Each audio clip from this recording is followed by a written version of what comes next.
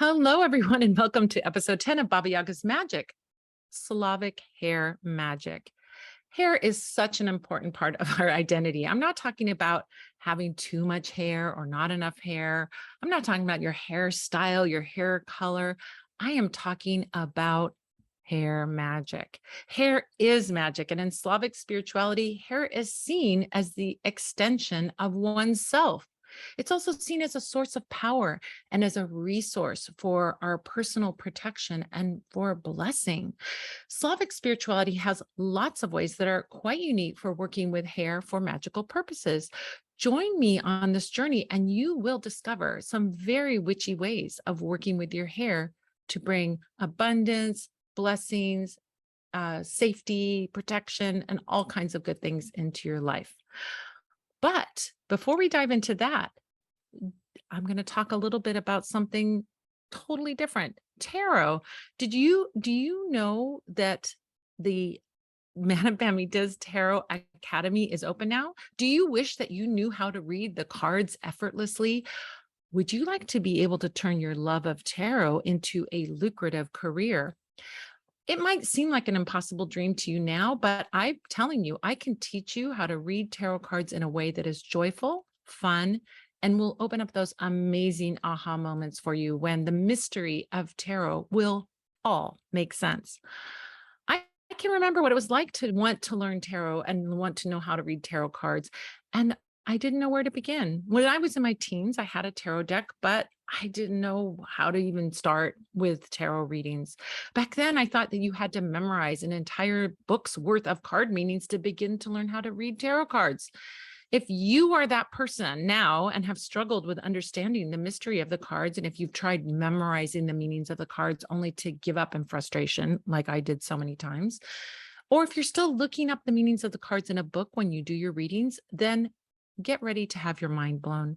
Not only do you not have to memorize the meaning of the cards, I will free you from tarot books, and you'll be doing readings from our very first session. I can take you from tarot novice to tarot professional, and I have done it many times.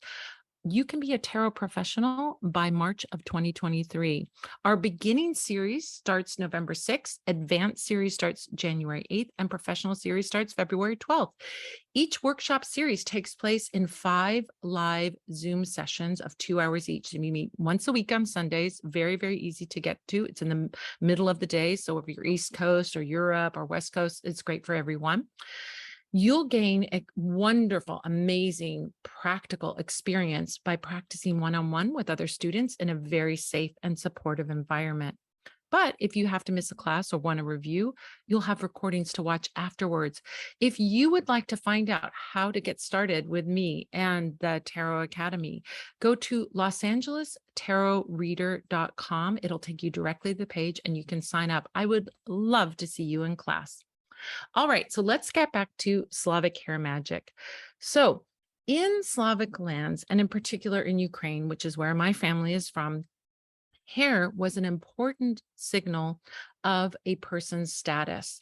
It was across the board, whether you were female, male, kid, adult, old, young. Hair sent a message out to other people about who you were and your role in society. One of the sort of really iconic ways that we see hair showing up as a signal of status was with the Kozaki, the Cossack warriors. So Ukrainian warriors in medieval times and earlier would have to pass through a series of initiations to earn the right to wear what was called the chub. The chub is sometimes called a herring in English. I think that translates to herring in English. But it's a hairstyle that is shaved on the sides and a long piece of hair coming down, like a forelock coming down in front. And this hairstyle indicated that you had been admitted and initiated into the warriors. You were now a member of the warrior clan. And so this hair that sort of resembled like a horse's mane was really a badge of honor and was only reserved for fighters of the highest ranks who had proven themselves in battle. It was a real signal of honor, a symbol of honor to be able to wear this hairstyle. So that for men who were warriors was a very, very important symbolic aspect of hair in Slavic culture. For many centuries, young girls and unmarried women wore their hair in a kosa, which is a braid, a single braid, sometimes two, but mostly in one. Could be going down their back or off to the side. But once a woman was married, she would start to take two braids and wrap them around her head and then cover her hair with an elaborate covering. Wearing your hair loose, wild free hair was not really done for women, and it wasn't really done for men much either. It was seen as something of the spirits. So when you see depictions, paintings, drawings of the spirit realm, so this would be the mavki or the rusalki or the spirits that we've talked about, oftentimes they have their hair long and loose, which would indicate that they were in the spirit realm.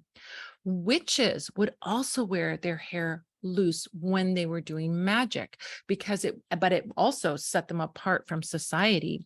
Whenever you would wear your hair either uncovered or unbraided, it was seen as just scandalous if you were out in the world doing that. Now, that isn't true today. Obviously, that isn't true today. But even as recently as the 20th century, that was true. A woman like Baba Yaga, a spirit like Baba Yaga, would wear her hair loose and it would be uncombed. Why? Because she was a rule breaker. She didn't care what anyone thought. And so she was doing her own thing. So while we might look at her hair and just go, okay, whatever, that's a choice in hairstyle, symbolically, that was quite a scandalous thing for a woman, old or young, to be doing, which is not wearing a head covering and wearing her hair loose and not braided. Now, why do we have this association with hair? Well, we see other associations as well that show us that hair was considered a connection to the spirit realm. The Chakluni, the wizards, would wear, the male wizards would wear their hair long, and they might have long beards, and they were said to wear their hair long and let their beards grow long so that they could connect to the spirit realm. They believed that it would help them withstand pain. And also, if they didn't cut it, it would consolidate their power. So your hair was considered your power. Your beard, if you grow a beard, was seen as a symbol of authority and courage and independence. Growing your hair was seen as, for witches and wizards, was seen as something that was consolidating your power, and you would get a life force from spirits, nature, and ancestors by having your hair long. Now, there are some people that would say that a woman that has her hair bound up in a braid can't do magic, that's like, if she's going to do magic, your hair needs to be loose. And if you're going to tie it up, then you can't do magic. But I don't really see it quite that way. I think that's a simplistic way of looking at it. Having your hair bound up, either put into a braid or put into a wrap, a scarf over the head, is practical, right? If you're getting on with your business, if you're doing your work, you don't need your hair in your face and getting all over the place. You want it out of your way. And so what we see is that the binding of the hair takes you into the practical material realm, and loosening your hair gets you into the spirit realm. So if you want to sort of practice that, if you have hair that you can tie up, you can tie it up when you're busy doing your mundane work, and then take it out of the ties and let it be free when you're doing your magical work. With caution. If you have long hair and you're working with fire, be careful, because your hair can catch on fire, which has happened to me before. So that's why I say you want to be practical and you want to be spiritual as well, and think ahead of what you're doing. But if you're doing magic without fire, you should be fine with your hair loose. Magical practitioners in Slavic lands and lots of other, magical practices believe that their hair has their essence in it. It does have our DNA in it. So if someone were to get a piece of your hair, they could access your power. So magical workers would often guard their hair very jealously. They wouldn't let anyone get into their hair. They might burn their hair instead of letting it go out in the world, because if someone got a piece of their hair, even not knowing it was them, it could steal some of their essence and some of their magic as well, or could be used in spells against them. Now, That being said, hey, we can also use that information to be able to control other magical beings out there in the world. So for Slavic people, they believe that if you encountered a shapeshifter of some kind, that could be, for example, a werewolf or somebody that's changing into an animal of some kind, if you would snip a bit of their hair or pull out a tuft of their fur, they would have to immediately go back into their original form. So if they were, let's say, a wizard who was able to turn into a wolf, you could grab a tuft of that wolf's hair. And if you got that piece of hair, the wolf would turn back into the wizard and wouldn't be able to shapeshift back into the wolf form. So in essence, we are getting their power and we are getting their essence when we take a piece of their fur or their hair.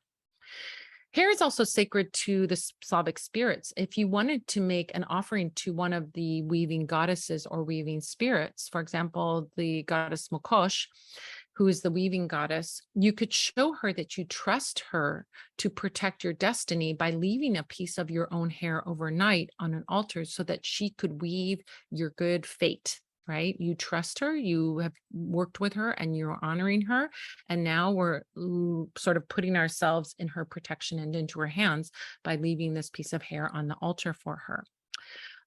Beings of the spirit realm, like the Rusalki, the Mavki, even Paraskeva Pianitsia, who's the folk saint, are goddesses or spirits who wear their hair long, flowing, and loose in images. Just as I mentioned before, when we see images of the Rusalki, they never have a braid. It's always loose. Mavki, the same thing.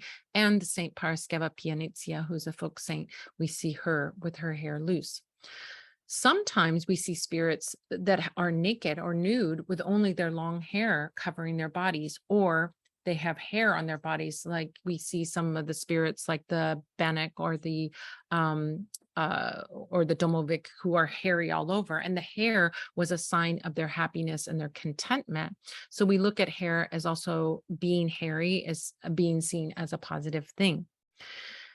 Hair is always so important in magic. Sometimes we hear stories that Baba Yaga herself had a broom made out of hair. Was it someone else's hair? Was it her hair? We don't know. But we see that hair is really deeply associated with magic and Slavic culture. Now, for me, I've kept my hair long most of my life. And when I started working with Slavic magic and working with Baba Yaga, I began to really understand the power of working with my hair. One of these things was, of course, braiding the hair. When you braid your hair, you can speak an intention of what it is that you want for your day. As you get ready for the day in the morning, you can focus on it, you can speak your intention, and you're weaving it into your hair for the day. It's a beautiful way to work. You can also, we're going to be talking in this episode about combing spells. And one of the things that I have taken to doing, I don't have it here, it's in the other, I wasn't prepared today, but it's in the other room. I work with a comb made out of horn. Now we have these combs at the shop. We have a Firebird comb and we have a Baba Yaga comb, which is a dragon image, and I use this horn comb to comb out my hair. Now, one of the things that I noticed is that these combs make my hair smoother.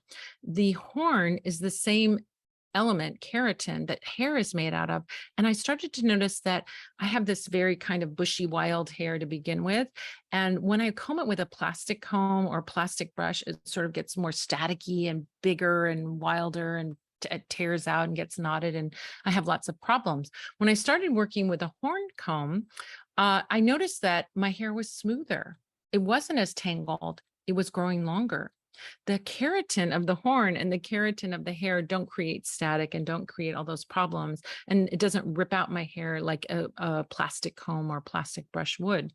So I use this beautiful comb made out of horn. I comb my hair and I say, as I'm doing this in the morning, I get rid of anything I want to get rid of in the beginning of the day. Am I upset about something? Am I anxious about something? Am I too tired? Is there something I really want to release and let go of? So I do that as I comb my hair. And then I braid my hair. And as I'm braiding my hair, I speak words of empowerment or intentions for my day and bind those wishes into myself for the day. It's a beautiful little mini spell that is so easy to incorporate as part of your daily getting ready for, to meet the world. In Slavic magic, it's said that the fate of the individual resides in the hair, because hair is a very intimate part of our body. Do we just let anybody touch our hair? No, because instinctively we know that our hair is part of our magic, right? We really sense that. We don't let strangers or people that we're not intimate with touch our hair, right? Just like we wouldn't, let them into our magic or into our circle as we were doing a spell. So when we work with our hair, we're starting to work with our own, I would say, essence, our own aura, our own self. And it's a beautiful way to do this work. Um, in Slavic culture, a little girl would get her first braid, her first kosa, when she was moving from infant state and entering into childhood. Her first braid was a really special ritual, and the mother would braid the hair, and the mother would braid in the wishes and intentions and the blessings that she wanted her daughter to have, right? As the hair was braided, that mother would speak her wishes with positive spells and incantations for her child. Braids were also a source not only of beauty, but of strength and health. When a woman was about to get married, there was a ceremony with incantations that were sung as her braid was unbound either by her mother or her bridegroom or members of his family. And then it was braided into two braids and wound around her head, symbolically giving her strength not only for herself, but for her family, right? So it was herself and her family. She was binding herself to her family. And then she would cover her hair with a large wrap or a scarf to protect her hair and to protect her power from Vroki, jealous looks, and of course, somebody taking the essence of her with the hair. So if your hair is covered, you don't have that problem. Even men worked with the magic of the braid. For the Cossacks, the one lock on top of the head, that one like horse's mane lock on top of the head, could be braided and woven and imbued with protective and strengthening powers. And there were character Niki, which are the Cossack magicians who would do that to the other warriors. Now, there's power in what we do with our hair on a daily basis. You think about your hair containing energy, and think about braiding or loosening your hair being like opening or closing a door. Sometimes it's useful to keep your door locked and be protected. And sometimes it's better to keep it open and be open to the spirit realm. So if you want to conserve your magical power, braid your hair. And if you're ready to go out into the spirit realm, loosen your hair, unbind your hair. That idea of braiding really intimately connects with the idea of magic knots and weaving, which also is very Slavic magic. So we think of these things, knots, weaving, spinning and so forth, as ways of us locking in an intention and protecting ourselves from negativity. If you don't have hair on your head, which is always the question, sometimes people don't have hair, but they want to still have this practice, you can do it with a scarf. So if you don't have any hair on your head, instead of braiding your hair, tie a scarf over your head, or untie your scarf when you want to do magic, tie a scarf when you want to do mundane work, or you want to conserve your magic. There are old methods for washing hair that were very important. You would use, of course, plain water, but you could rinse it with magical herbal decoctions for beauty or to strengthen your hair or to infuse it with magic. A decoction is just simply making a tea. You can steep fresh or dried herbs for, anywhere from 10 minutes to an hour in boiling water, just as you would make herbal tea. And then once it cools down, that decoction, you might use burdock or chamomile or lovage or mint or nettle. That decoction can feed your hair and empower it magically. This would be for everyone, men, women, children, everyone.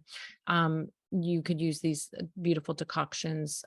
Kozaki, for example, would wash their hair with chamomile or wormwood or hazel leaves and willow. So if you want to make an infusion for your hair, you can use herbs that you know are magical, make those teas, and then use it as a hair rinse when you're washing your hair. You can rub it into your scalp, use it as a rinse after you've done your shampoo and conditioner or whatever. Now, there is a beautiful incantation that you can use when you use this decoction on your hair. The incantation is, I will make my hair healthy and thick like a lion's mane. It will be beautiful and brilliant. I will give my hair the power of mountains, the health of forests, the brilliance of rivers. I conjure it with the sun. I fix it with the earth. As I have said, so shall it be. What an amazing incantation to really strengthen not only your hair, just to make it beautiful, but also strengthen the power and magic of your hair. Now, combs as an extension or a tool that we use with our hair were also seen as very magical tools. Krebenets, which is the word in Ukrainian for comb, was a traditional magical tool. And the teeth of the comb were seen as protective against negative magic. There's lots of stories where we see, for example, Baba Yaga has an enchanted comb and it's thrown on the ground. And when it's thrown on the ground, an enchanted forest sprouts up that protects the hero or the heroine from the evil force, whether it's Baba Yaga or somebody else, right? So this idea that a comb is protective goes back in legend and lore and folklore. Combing your hair before a ritual can not only be part of getting ready for the ritual, just sort of getting yourself dolled up and ready, but also could be a spell in itself to mentally and spiritually prepare to do magic. Remember what I said about the morning ritual with the comb? Combing your hair to rid yourself of any negativity, anything unwanted, and then braiding your hair or leaving it loose if you're going to be doing some magic in a very sort of clean slate kind of way after you've combed your hair. Using a special ritual comb is a great idea. We have some beautiful combs at the shop. We have a unicorn comb, we've got a fox comb, we've got a magic fish comb, we've got the dragon comb, we've got the Baba Yaga dragon comb, we've got the firebird comb. We've got all these beautiful combs that you can incorporate as your magical tool to prepare yourself to do magic. It's like a little mini cleanse, right? Comb spells can be also done for other reasons besides preparing yourself magically or cleansing and purifying the self. They can be done for beauty or to attract love or to comb your hair and think about your loved one and have them think about you. Lots of love spells involve combs and combing the hair. You can also use combs for calming yourself, removing thoughts that are unwanted, agitated thoughts or anxious thoughts, or calming your mind, or just to help you fall asleep. Combs that are made from natural materials such as bone or horn or wood have a very positive effect on the hair. As I mentioned, like there's a physical difference between combing your hair with a natural material and combing your hair with plastic. But they also have a positive effect on the body and the spirit. And it's possible to choose a special comb that's very significant for you, that is important, that has a symbol on it, and make that your special magical comb. You might use it every day to comb your hair, or you might use it only for preparing for special rituals. Always, choose a comb that's made from something renewable, and don't choose anything that's made from an endangered species. So we wouldn't choose something like tortoiseshell or ivory or something like that for a comb, because that is not, doesn't have good energy when we're destroying the environment to work to create a magical tool. All right. So when you select your comb that you're going to be working with, trust your intuition, pick one that is appealing to you, that's visually appealing, and then touch it to your hair. And if it gives you an emotional sense of feeling or sensation, a pleasant feeling, then that's the comb that's going to be the right one for you to work with. When you're not using your ritual comb, you can wrap it up in a soft cloth or put it in a soft bag, but keep it away from others who might look jealously on the comb. You don't want to put any negative energy on that comb. So you kind of want to keep it away from other people viewing it. A comb that you use ritually isn't one that you want to share with another person. If you're sharing it with another person, they better be someone you know and trust implicitly, like your best friend, your sister, your lover, somebody you know and love, because you're intermingling your magic when you allow someone to use your magical tool. And so it could open you up to some I don't know, something not so nice if you have somebody that you don't know and trust that is using your comb. Now, there's some rituals that you can do with your comb. As I mentioned before, combs can be used for attracting love. So if you would like to attract a new and passionate love, comb your hair during the day, but don't comb your hair at night. Now, you can sometimes do a divination with your comb at night, and there are nighttime rituals, but you don't want to comb your hair every night, like regularly, because doing that it's believed in Slavic magic that it's going to remove sexual attraction. However, if you are being bothered, like too many people are being bothering you, then combing your hair after dark will calm them down. Like if there's just somebody that's just really, chasing after you and you are not interested, then combing your hair after dark will get them to calm down. Combing your hair can be a sacred ritual where you really sense and feel the life force. Using your ritual comb, you can start your combing in the morning as a magical rite.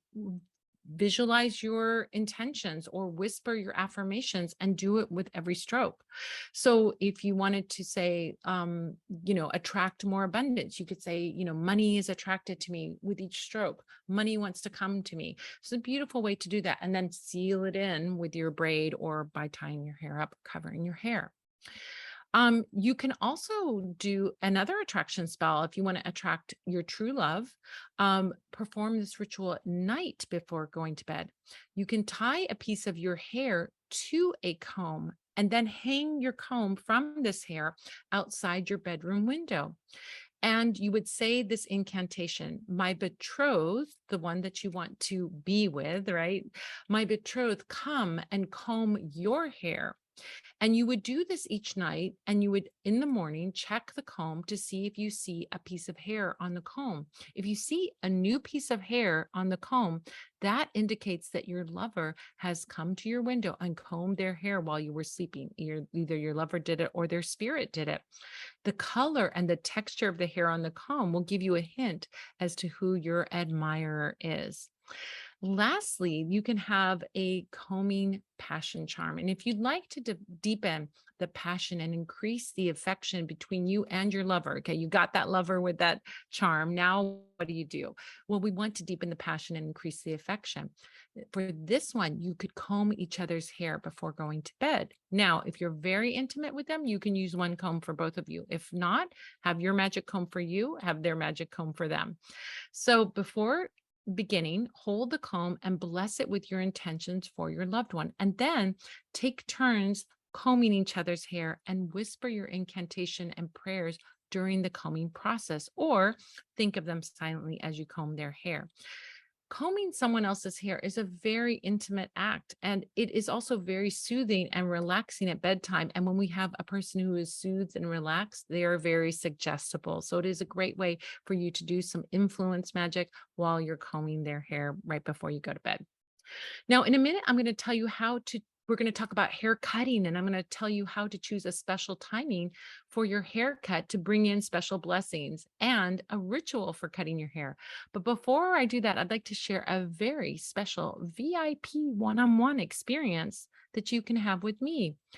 The new year is coming, and on January 1st, you can still be in the same place you are now, or you can be completely empowered, conquering your challenges, and really be starting a fresh new page in your life. And you can do it magically with me right by your side each step of the way. Imagine having a life where each day you have the excitement of receiving a special magical tool from me to open up and then work with that day for 30 days.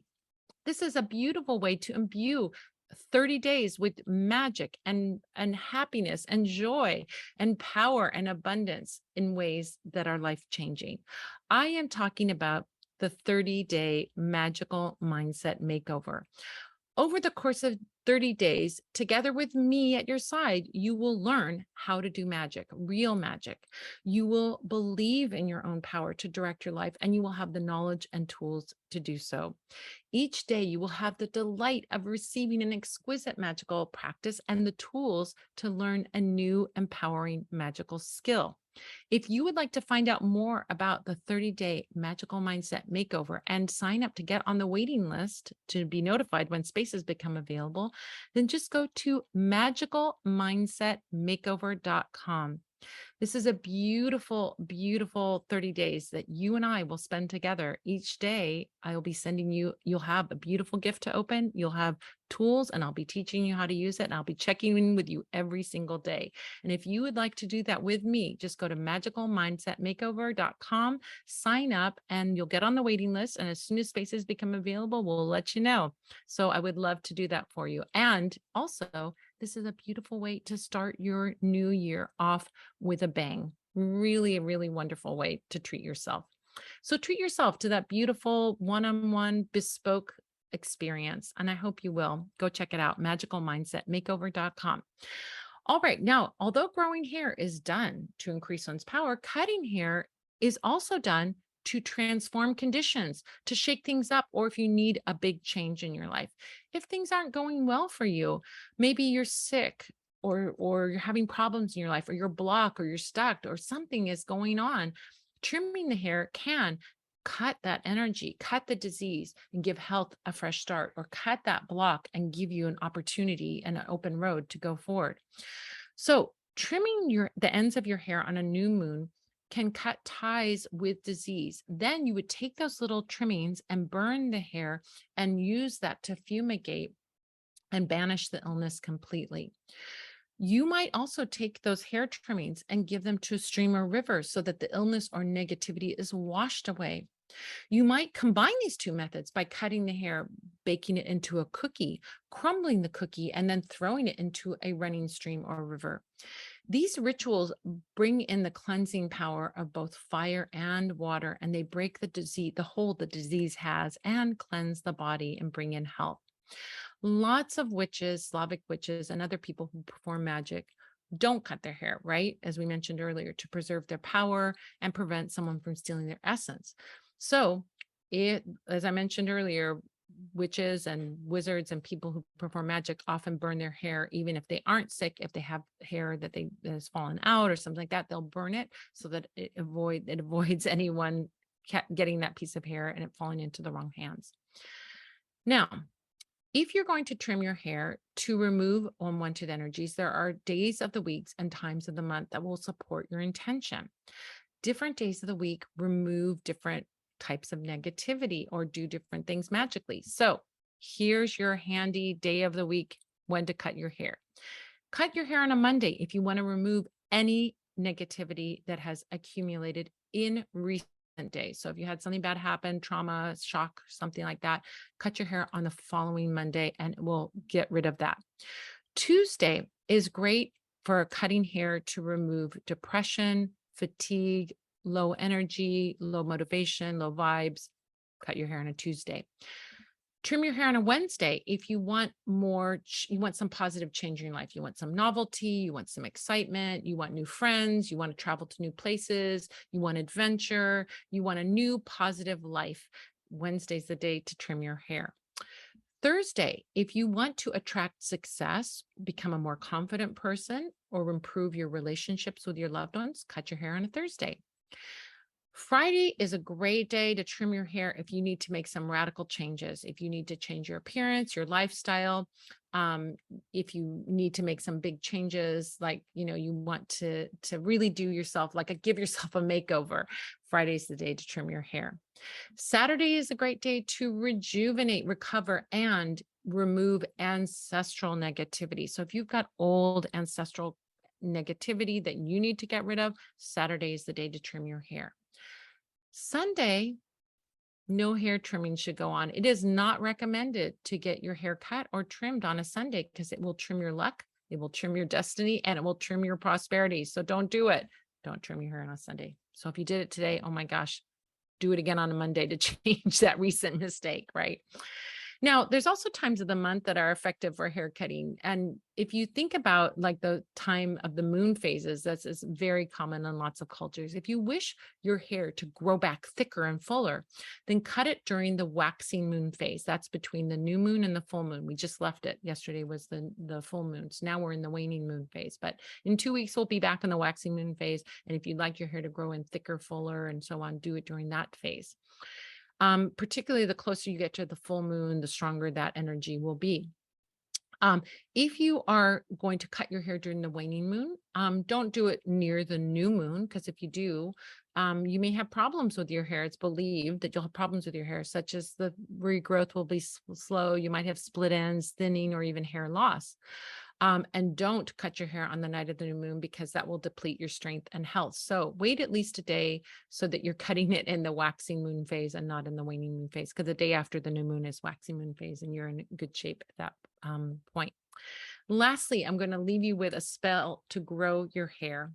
So, to do spells with hair, it's useful to have a healthy, strong head of hair. And if you'd like to make your hair grow in thick and lush, make a magical ritual of rubbing the nails of one hand against the nails of the other every day for 5 to 10 minutes while visualizing luxurious hair on your head. Very simple, very traditional old school spell for making your hair grow. Well, that about does it for this episode of Baba Yaga's Magic. If you would like to get even more info about Slavic magic, then check out the Learn page over at the Parlour of Wonders, where you will find a ton of resources, including workshops, blog articles, past podcast episodes, and the way to join me live over Zoom for the Magic Q&A Tea Party every Sunday at 5 p.m. Pacific, 6 p.m. Mountain, 7 p.m. Central, and 8 p.m. Eastern. Just go to parlourofwonders.com and click on the Learn tab to see all the goodies there. I want to say thank you to the Spell Squad members out there who have subscribed to and shared this podcast with your friends. And those of you who have left reviews, you are awesome. Those reviews really help get the word out to the wider world about the podcast, and I appreciate you taking the time to do them. I want to say thanks to Gilles Navarre for production and engineering, and thank you to you for joining me. I'm looking forward to the next episode when we'll be learning Slavic cloth magic. Until next time, this is Madame Pamita and Baba Yaga saying Zamahiyu to magic, and may all your stories have the happiest fairy tale endings.